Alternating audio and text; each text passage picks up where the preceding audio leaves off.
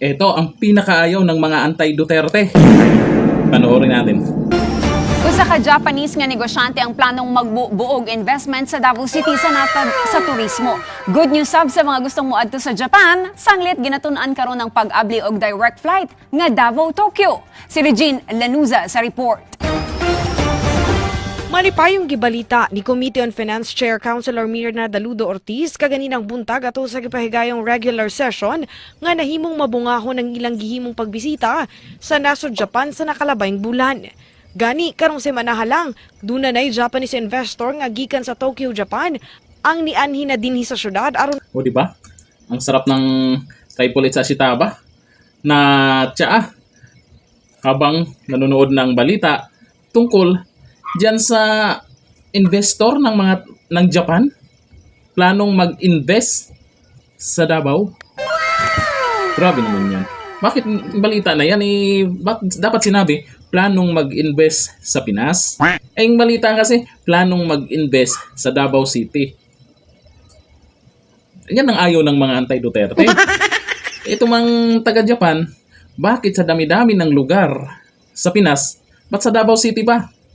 Siguro, kahit anong paninira na gagawin nyo, ang Davao, yan talaga yung tatak Duterte. Bakit? Tingnan nyo naman yan.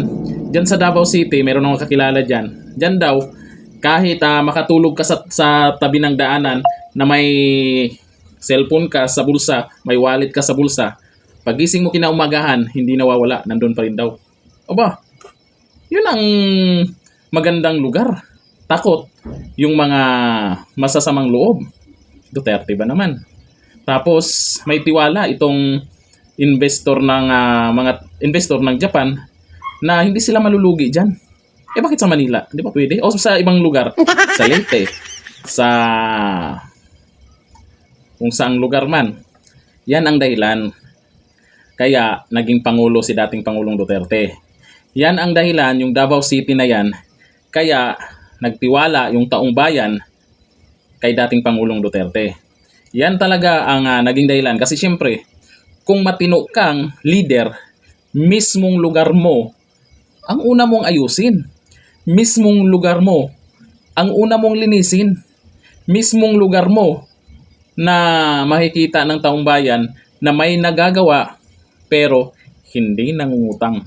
Sino yung mahilig mangutang pero wala namang magawa? Sino ba? Magkape na lang muna. Triple H. Shitaba. Hanggang dito na. Thank you. Bye-bye.